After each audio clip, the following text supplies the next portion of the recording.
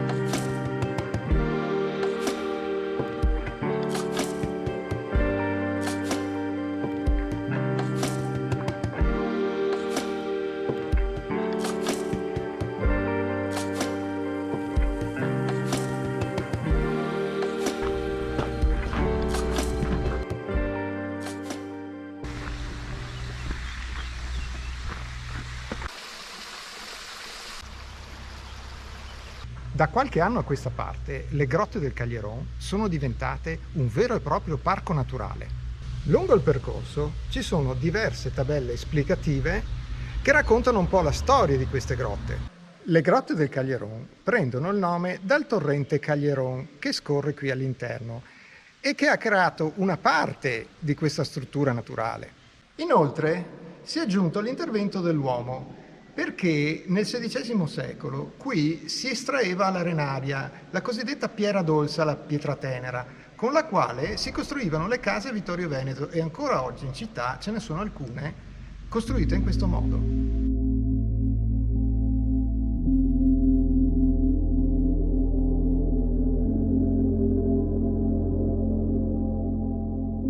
In questo momento ci troviamo nella Grotta dei Breda e dietro di me c'è una delle tante colonne inclinate che sono rimaste qui, necessarie per evitare che il soffitto crollasse su se stesso.